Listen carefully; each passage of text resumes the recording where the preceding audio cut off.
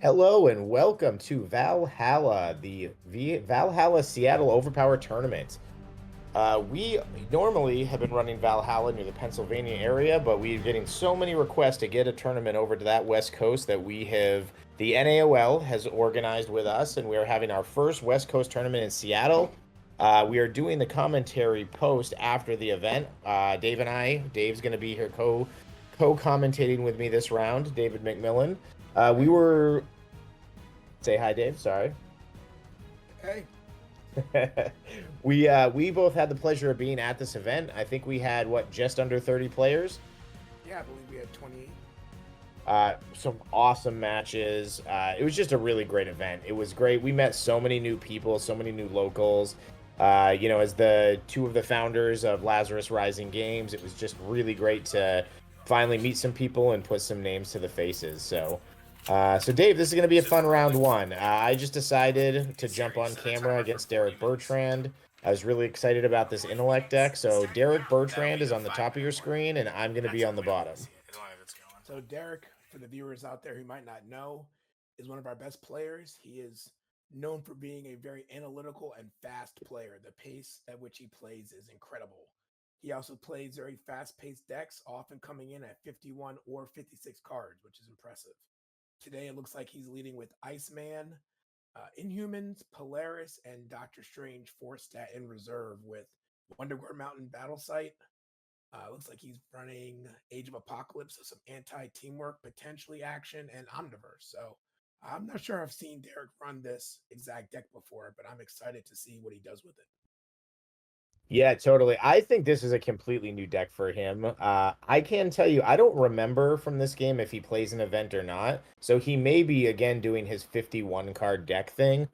I don't think he was, only because he usually likes to do Marrow to be able to keep some dupes of those fives to help spread out that any redraw isn't going to give him a dupe. But yeah, but we'll watch this game. This is the deck I played in the previous tournament in Columbus. I was really excited about it. I did a lot of practicing with it. And yeah, we'll see how it goes. It's a really kind of mid-range vanilla deck. It's just about it's got great cards, it's got great like it's just got some defense, it's got some offense, it's got some tricks. It's just got a little of everything. It's not really leaning into any one mechanic. So, So getting back to the match again with the pace of play, I think maybe 3 or 4 turns have already happened in this battle. It looks like you let out with a Mr. Fantastic 7 intellect attack on Iceman. He avoided that with Quicksilver. Then he let out for the teamwork string against Mr. Fantastic, and you used a Pretty Boy to kind of lock him out after taking that 7 energy. and And he did the any power teamwork, which allowed him to make both a 7 and an 8 energy follow-up. And you'll see here with this deck, all my front line have a 5 fighting. That Spartan training ground is so important to my deck's defense. So I use a 2 to block the big 6 from Iceman. Uh, yeah, so we're just kind of slugging it out. all right, And so it he looks like just Derek won that one. He was able to use the tactical teleport from Nightcrawler from the battle site to get that venture up. You're not looking too bad here for damage, though. Colors and cumulative or spread, but I think he did win. What did he venture there? You both ventured two. So you're at 025. He's at 250, and he's got initiative. It looks like he's moving quickly here. Yeah.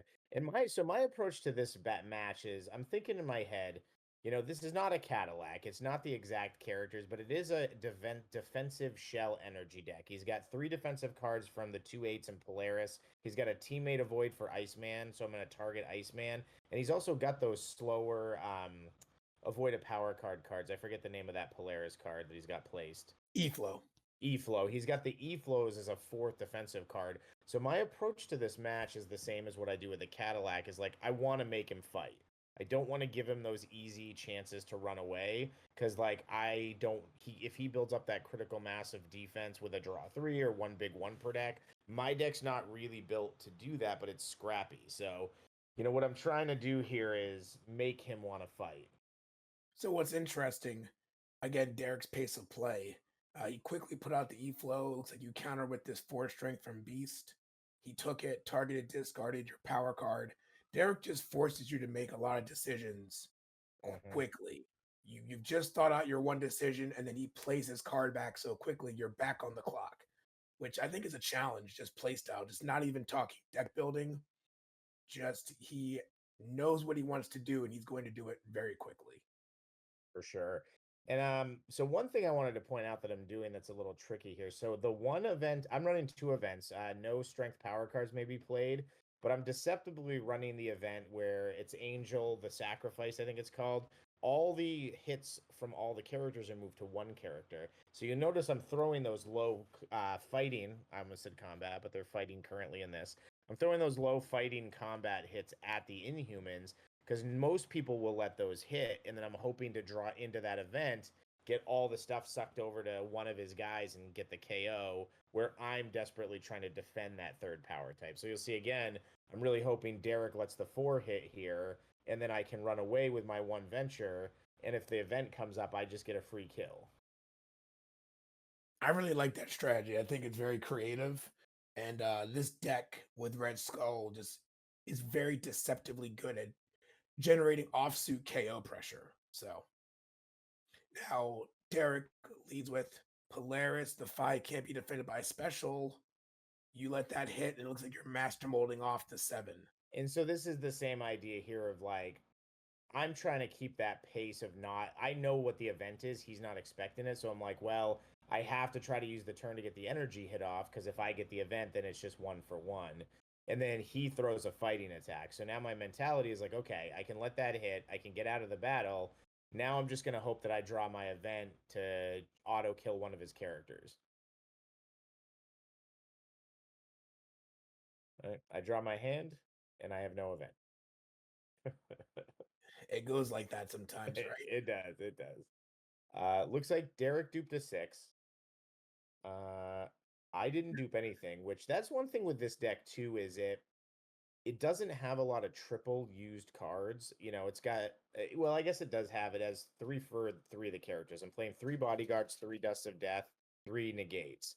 But my battle site count is a little lower. I'm not even playing Dazzler activators. It just feels like it draws really well. I Yeah. don't dupe with this deck nearly as much as I do with some of the other ones I build. Now, interestingly, this build that Derek's running is very similar to my second place build at Oklahoma. I really think Polaris Inhumans as a stack with Doctor Strange in reserve is like incredibly underrated for how much defense the three of those generate.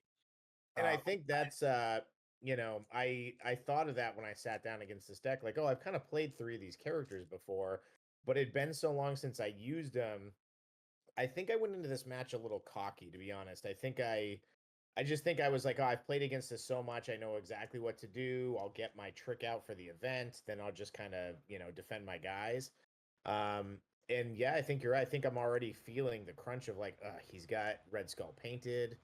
Yeah, so you see, we're playing real fast here. you That's put- go ahead, Dave. I was gonna say you put out the bodyguard from Kingpin on to Red Skull, which I think I love how this deck plays with that strategy to be able to take some hits and then put bodyguards out to move people's target away from the work they were completing. So wait, we should focus on this. Red Skull just threw the Cosmic Cube at Yeah, Polaris, but he had the Royal Family for it.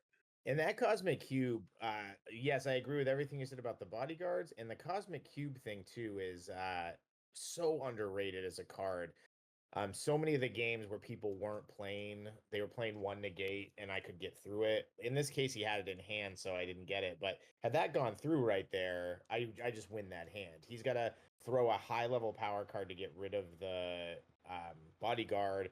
I can still throw the 5 over the top if I just want to KO a character. Like they just would have given me, it would have cut a lot of cards out of his hand and would have given me put me in a good position. But if you notice though, Derek went, I think he went 2-3 or 3-2. I think he's only got 1 in the middle. Either way, he's going to be able to go for the win here if he wants on hand 3. Now, a quick aside or missive here. One thing that I'm starting to toy around with my more niche ideas, kind of like what you're running, is just in the early going, just betting 1 rather than 2, even when I think I have the advantage, just to make sure that if I have to tuck, turn, and run, that I don't dig that hole. So, I mean, Yeah. apart from the fact that Derek's gotten the lead here, I think there's probably maybe 1 or 2 battles here you bet 2, where maybe if you bet 1, you're not as pot committed to fight past a certain point in the battle. But that's just a Yeah, random aside. I'll be honest, like at the state that the game's in right now, I'm not even really like I never felt like I was getting my butt kicked in this game. I never really felt a ton of KO pressure. I was getting the bodyguards out when I needed to, but we're at a point where he's going one for the win. I'm not even concerned about the fact that I'm going for the loss. But I will say probably the biggest mistake that I made this tournament is that thing with I think the event thing was cute, and I think it worked one time out of 7 rounds of Swiss. I would spread my first 3 hits out and take too much damage. I just don't. Maybe there's another deck like Ty's Grunge deck that could work for, but the other I thing think is you saw a play ago though too. I was gonna say Derek just had the royal family for all my non-numerical specials. I tried to yeah, play the well, that was a cool play. So I played the Dust of Death. He didn't have anything. I actually got rid of the 9 and a second playable, but he had the 10 in his hand. He fired back. I'd already used the negate, and I think the writing's a little on the wall here. I don't think I have the venture to come okay, back. So he's counting it right now. I think you're currently at what are you at, 10 and he's at 14? he's at 14. I still have some cards. He's also got the -1 on the home base. That's correct. He decided to stay in. He said it KO'd, and I had the power card placed, but he's got the E-flow. E flow out still. So I throw it, he E flows, and that's pretty vanilla game. I mean, I feel like that's a lot of Derek's matches. Derek is again got very good decks. They are well oiled. They run well. He plays fast, and sometimes he can just get on top of you and run away with it. It doesn't feel like it, like you said. But I love my conversations with Derek. He's got a great mind for the game. He's innovative. Absolutely. Although in this one, I think his inspiration was my deck. I'm just joking. Derek, I love. But that's what's great though too is like, to talk about the meta. We've had such a healthy meta this season, really for the first time in 20 years. It's even when we first started to do some work in the environment, when we were still just doing it as community organizers, introducing a few cards, banning Dow, even that's pretty recently. The meta changed, but it was really a different character here, a different character there. What's been so great about season 2024 is we're seeing almost as many strength decks as we are energy. Like we've really opened up another power type, and it's winning. Like strength decks have won the majority of the tournaments this year. Juggernaut, who's been considered an unplayable character for years, even after the Masters of Evil cards for years, all of a sudden is in 7 to 10 decks. And I think that's what's great about expanding the community is, we got Phil Keffer to come back, just absolutely amazing, brilliant player. And he's winning with strength decks. He's winning with Juggernaut, and then all of a sudden people try it and start to get away from this group think of like, oh, that character's 11 only counts to venture on a battle site. Not going to play it. Not worth it. And then they realize, oh, it's still an 11 on a character that can like sweep all the universe cards, which has become incredibly powerful, has a 7, has an offsuit 5 that allows him to play any one of those specials, is a 19.8 character, still has another 8 discard a placed card one per deck. It's great to see the environment finally getting away from that group think and seeing it open up and people realizing it. And I can't wait until we get to the Kickstarter Oh because I my think we God. really got something great there for the intellect and fighting types. Not even because we are trying to balance the environment, but because just these public domain and Edgar Rice Burroughs characters trend towards intellect and fighting. And we've got some really great innovative things that are going to really flesh it out. And I think the meta is just going to go wild next season. There's a lot of strength love in that set too, though. Like, the John Carter of Mars cards are very good. The Hercules cards are incredible. I think he'll be a staple in some decks. And I Energy's got think, some luck too. I do like Wicked Witch, her kit.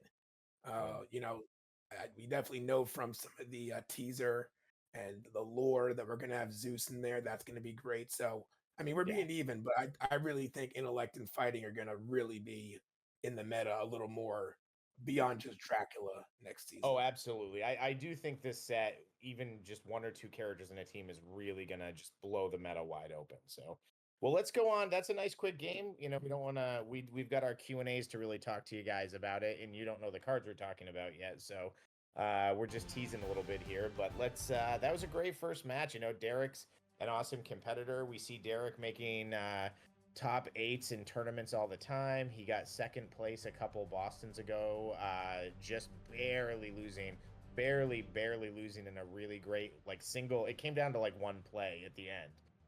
Sean to take his first tournament victory home. And I think let's keep an eye on Derek all day today, and we'll see how he does for this event. Excellent. Well, I look forward to round 2.